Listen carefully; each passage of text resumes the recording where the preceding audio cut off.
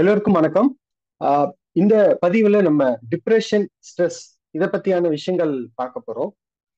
இந்த டிப்ரெஷன்ன்றது part of stress. இந்த stress அதிகமாக stress, anxiety, day to day லைஃப்ல நம்ம வேலையில ஏற்படக்கூடிய பிரச்சனைகள் இதெல்லாம் அதிகமாக ஆக அது டிப்ரெஷனா மாறிடும்.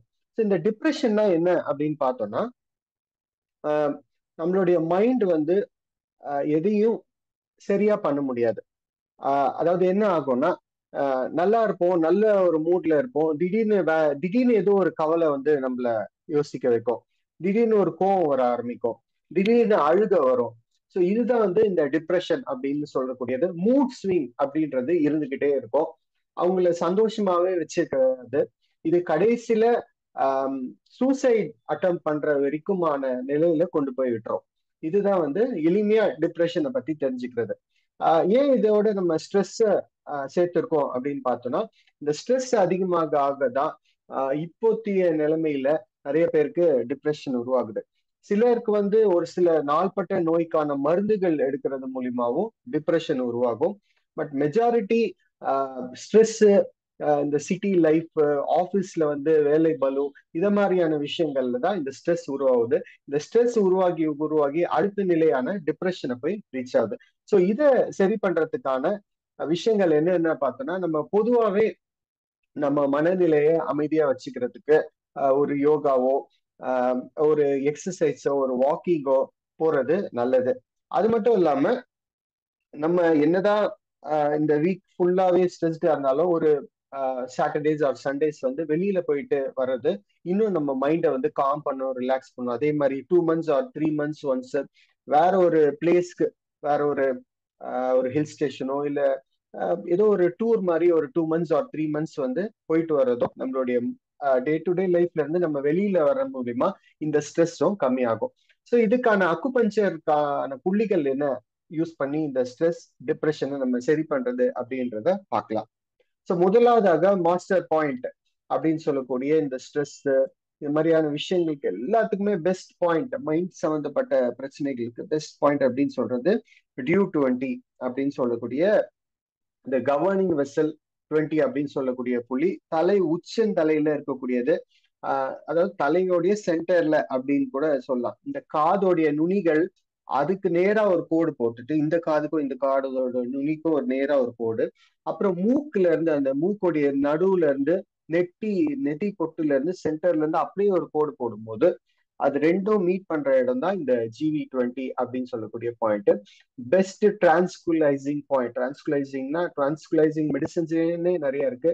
நம்ம மனதை, நம்ம மைண்டை அமைதிப்படுத்தக்கூடிய ஒரு புள்ளி. அதே வந்து செடேட்டிவ் பாயிண்ட் அப்படின்னு அக்குபஞ்சரோடைய மொழியில சொல்லலாம். இந்த மனதை அமைதிப்படுத்தக்கூடிய புள்ளி அப்படின்ற மாதிரி நம்ம சொல்லலாம். ஸோ இது வந்து ஃபர்ஸ்ட் அண்ட் பெஸ்ட் பாயிண்ட் அப்படின்றத பாக்குறோம். இந்த ஸ்ட்ரெஸ்ஸா இருந்தாலும், டிப்ரெஷனா இருந்தாலும், ஆங்ஸைட்டியா இருந்தாலும், பயமா இருந்தாலும், இதுக்கு எல்லாத்துக்குமே இந்த டியூ 20 அப்படின்ற பாயிண்ட் பெஸ்ட் பாயிண்டா இருக்கு. அடுத்தது பார்த்தோம்னா ஹார்ட் 7 ஷென்மேன் அப்படின்னு சொல்லக்கூடிய பாயிண்ட். ஷென்மேன்னா காட்ஸ் டோர் அப்படின்னு சொல்லலாம். சைனீஸ்ல வந்து ஷென்மேனுக்கு காட்ஸ் டோர் அப்படின்னு அர்த்தம். கடவுள் உடைய டோர். அப்போ வந்து கடவுளுடைய வாசல் அப்படின்ற போது அங்க வந்து அமைதி, சமாதானம், நிம்மதி இது எல்லாமே இருக்கக்கூடிய ஒரு இடம். ஸோ அந்த ஹார்ட் 7 அப்படின்னு சொல்லக்கூடிய புள்ளி வந்து அவ்வளோ பெஸ்டான ஒரு புள்ளி.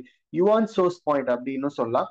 யுவான் சோர்ஸ் பாயிண்ட்ன்றது அந்த ஆர்கன்லயே வேலை செய்யக்கூடிய புள்ளி. முக்கியமா மன ரீதியான பிரச்சனைகளுக்கு எல்லாமே ஹார்ட், பெரிகார்டியம் இதுதான் அந்த மன ரீதியான பிரச்சனைகளுக்கு எல்லாம் காரணம். அதுல வந்து எனர்ஜி குறையும் போதோ இல்ல எனர்ஜி எக்ஸஸா ரொம்ப அதிகமாகும் போதோ இந்த பிரச்சனைகள் எல்லாமே வரும். அது வந்து இது ஆங்ஸைட்டி, பேனிக் அட்டாக் இது மாதிரியான எல்லா விதமான மன ரீதியான பிரச்சனைகளுக்கும் இந்த ஹார்ட் 7 ஷென்மேன் அப்படின்னு சொல்லக்கூடிய பாயிண்ட வந்து நம்ம யூஸ் பண்ணலாம். ஸோ இது இந்த பாயிண்ட் வந்து பைலேட்டரலா யூஸ் பண்ணோம், right hand and left hand. இது எங்க இருக்குன்னு பார்த்தோம்னா அந்த சின்ன விரல், சுண்டு விரல்ல இருந்து அப்படியே நேரா வரும்போது சுண்டு விரலுக்கும் அந்த மோதிர விரலுக்கும் நடுவுல அப்படியே ஒரு கோடு போட்டு வரும்போது அந்த ரிஸ்ட் கிரீஸ் அப்படின்னு சொல்லுவாங்க. அந்த கைகள்ல அந்த ரிஸ்ட்ல இருக்கக்கூடிய லைன், அந்த லைன்ல கரெக்டா மீட் ஆகக்கூடியதான் இந்த ஹார்ட் 7 அப்படின்னு சொல்லக்கூடிய பாயிண்ட். ஸோ அடுத்தது பார்த்தோன்னா பெரிகார்டியம் 6 அப்படின்னு சொல்லக்கூடிய பாயிண்ட். இதுவும் அதே மாதிரி அந்த ரிஸ்ட் கிரீஸ்ல இருந்து இது மாதிரி 3 விரல்கள் வைக்கும். 3 விரல்ன்றது டூச்சுன் அப்படின்னு சொல்லலாம். அந்த டூ சூன்ல சென்டர்ல ரெண்டு டெண்டான் இருக்கு, ரெண்டு லைன் போட்டிருக்கிறது, ரெண்டு டெண்டான் இருக்கு. அந்த ரெண்டு டெண்டான் ஒரு நரம்பு மாதிரி இருக்கும். அந்த ரெண்டு நரம்புக்கும் நடுவுல இருக்கிறது தான் இந்த பெரிகார்டியம் 6 அப்படின்னு சொல்லக்கூடிய பாயிண்ட். இது கமாண்டர் ஆஃப் த ஹார்ட் அப்படின்னு சொல்லுவாங்க. கமாண்டர் ஆஃப் த ஹார்ட்னா அந்த ஹார்ட்டை பாதுகாக்கக்கூடிய ஒரு தன்மை. அந்த கமாண்டர் அப்படின்ற ஹார்ட் வந்து கிங்னு சொல்லுவாங்க. இது வந்து கமாண்டர். கமாண்டர்னு வந்து அந்த ராஜ்யத்தை காக்கக்கூடிய ஒரு நபர். ஸோ அந்த கமாண்டர் அவ்வளோ, ஆல்ரெடி சொன்ன மாதிரி இந்த ஹார்ட் அண்ட் பெரிகார்டியம் தான் ரெண்டு முக்கியமான உறுப்புகள். எது இந்த மைண்ட் ரீதியான பிரச்சனைகளுக்கானது. ஸோ இந்த அதுல வந்து பெரிகார்டியம் வந்து ஹார்ட்டை பாதுகாக்கக்கூடிய ஒரு நிலையில இருக்கக்கூடிய ஒரு சேனல். அதுல ஒரு முக்கியமான பாயிண்ட் தான் இந்த பெரிகார்டியம் 6 அப்படின்ற பாயிண்ட். ஸோ இதையும் நம்ம என்ன பண்ணா போத் சைட்ஸ் பைலேட்ரல் நீட்லிங் பண்ணோம். பைலேட்ரல் நீட்லிங் வந்து opposite to the channel, towards the channel பண்ணக்கூடாது, ஆப்போசிட் டு த சேனல். அதே மாதிரி ஹார்ட் 7 அப்படின்ற புள்ளியும் ஆப்போசிட் டு த சேனல் வந்து நம்ம நீடில் பண்ணோம். அடுத்த பாயிண்ட் பார்த்தோம்னா பிளாடர் 62 அப்படின்னு சொல்லக்கூடிய பாயிண்ட். காலில் வெளிப்புற முட்டி, அந்த ஒரு மேட் மாதிரி இருக்கக்கூடிய இடத்துக்கு கீழே இம்மீடியட்டா கீழேயே ஒரு பள்ளம் மாதிரி இருக்கும், அந்த இடத்துல வரக்கூடிய புள்ளி. இது வந்து பைலேட்டரலா நீடில் பண்ணோம். இது வந்து கோஸ்ட் பாயிண்ட் அப்படின்னு சொல்லுவாங்க. மன ரீதியான பாரத்தை வந்து சுமந்துட்டே இருப்பாங்க. ஒருத்தவங்க வந்து ஒரு ஃபேமிலியோடைய பாரத்தை சுமக்கிறது, ரொம்ப பேர்டன், அவங்களுடைய ஃபேமிலி பேர்டன்ஸ், ஃபினான்ஷியலான பேர்டன், ஆஃபீஸ்ல பேர்டன், எல்லா பேர்டனையும் கேரி பண்ற ஒரு நபருக்கு இந்த பிளாடர் 62 அப்படின்ற பாயிண்ட்டை வந்து நம்ம யூஸ் பண்றது மூலியமா இந்த பாயிண்டோட எஃபெக்ட் வந்து அவங்களுக்கு வந்து ஃபர்ஸ்ட் ஒரு ஆங்ஸைட்டில இருந்து வெளியில வருவாங்க. ஒரு நிம்மதியான ஒரு தூக்கம் இருக்கும், மன அமைதியா இருக்கும். ஏன்னா தூக்கமும் பாதிக்கப்படும். இந்த தூக்கம் பாதிக்கப்படுறதுனாலையும் டிப்ரெஷன் வந்து இன்னும் அதிகமாகும். இந்த டிப்ரெஷன் இருக்கிறவங்களுக்கு பார்த்தோன்னா ஆரம்பத்துல தூக்கம் இருந்திருக்காது, மெயினான சிம்டமா இருக்கும். ஸோ அந்த தூக்கத்தையும் சரி பண்ணும். எப்போ அந்த தூக்கம் சரியாகும்னா மன அமைதியா இருக்கும் போது அந்த தூக்கம் வந்து சரியாகும். ஸோ அந்த மனதை சரிப்படுத்தி நல்ல தூக்கம் வர வைத்து அதுக்கப்புறம் இந்த டிப்ரெஷனை சரி பண்ணக்கூடிய ஒரு முக்கியமான புள்ளி இந்த பிளாடர் 62, யூரினரி பிளாடர் 62 அப்படின்னு சொல்லக்கூடிய இந்த புள்ளி. அடுத்தது பார்த்தோம்னா அடிஷனல் பாயிண்ட்ஸ். இந்த பாயிண்ட்ஸ் எல்லாமே நம்ம கூட யூஸ் பண்ணிக்கலாம். Lungs 7, large intestine 4, stomach 36, spleen 6 அப்படின்னு சொல்லக்கூடிய புள்ளிகள். இது எல்லாத்தையும் நம்ம வந்து பைலேட்டரலா யூஸ் பண்ணிக்கலாம். எல்லாமே ரெண்டு பக்கமும், கைகள்ல ரெண்டு பக்கமும், கால்கள்ல ரெண்டு பக்கமும் வரக்கூடிய பாயிண்ட். இந்த ஸ்டமக் 36ம் ஸ்பிளீன் 6ம் கால்கள்ல வரக்கூடிய புள்ளி, லங் 7ஓ லார்ஜ் இன்டெஸ்டைன் 4ஓ கைகள்ல வரக்கூடிய புள்ளிகள். ஸோ இந்த இந்த அடிஷ்னல் பாயிண்ட்ஸை நம்ம ஆல்ரெடி இருக்கிற பாயிண்ட்ஸோட சேர்த்துக்கும் போது இதோடைய எஃபெக்ட் வந்து இன்னும் அதிகப்படுத்தி நம்மளுக்கு கொடுக்கும்.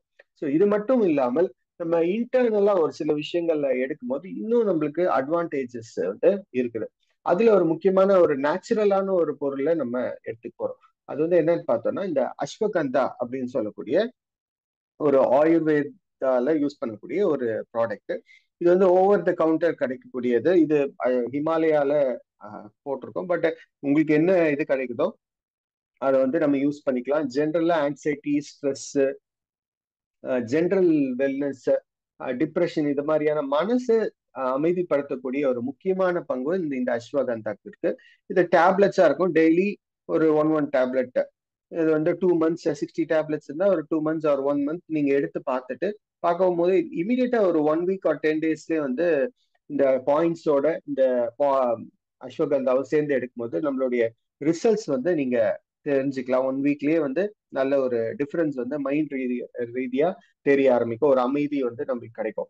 ஸோ பொதுவாகவே டிப்ரெஷனே இல்லை, பட் ஆனால் ஸ்ட்ரெஸ் இருக்குது, ஸ்ட்ரெஸ், ஆங்ஸைட்டி, கோவம், இது எல்லாமே இருக்குதுன்ற பட்சத்துலயும் நம்ம இந்த வீடியோல பார்த்த மாதிரியான எல்லா விஷயங்களும், அந்த அக்குபஞ்சர் பாயிண்ட்ஸ் எல்லாத்தையுமே யூஸ் பண்ணலாம். ஜென்ரலாவே நம்ம டே டு டே லைஃப்ல நம்மளுக்கு ஸ்ட்ரெஸ் இருக்கும்போது ஆஃபீஸ்லயோ இல்லை வீட்லயோ பொதுவாகவே எல்லாருக்கும் ஸ்ட்ரெஸ் இருக்குது. பட் வீக்லி ஒன்ஸ் இந்த புள்ளிகளை எல்லாம் நம்ம யூஸ் பண்ணி இந்த அஸ்வகந்தாவோட சேர்த்து நம்ம எடுத்துக்கும் போது நம்ம மைண்ட் ரிலாக்ஸ்டா இருக்கும். பொதுவா அது மட்டும் இல்லாம எப்போ வந்து இந்த ஸ்ட்ரெஸ், கோவம், ஆங்ஸைட்டி இந்த விஷயங்கள்லாம் உருவாகுதோ வேறு நோய்களும் உடம்புல உருவாக ஆரம்பிச்சிடும். அந்த நோய்களையும் சரி பண்ணி இந்த வராத இந்த இருக்கிற நோய்களும் சரி பண்ணி புதுசா மன ரீதியான பிரச்சனைனால எந்த நோயும் வராம பாத்துக்கிறதுக்கும் இந்த அக்குபஞ்சர் புள்ளிகளும் இந்த மருந்தும் வந்து நம்மளுக்கு யூஸ் ஆகும். ஸோ இந்த வீடியோ உங்களுக்கு பிடிச்சிருந்தா லைக் பண்ணுங்க. நம்ம சேனல் சப்ஸ்கிரைப் பண்ணாதவங்க சப்ஸ்கிரைப் பண்ணிக்கோங்க. அடுத்த ஒரு பதிவில் மீண்டும் சந்திப்போம். நன்றி, வணக்கம்.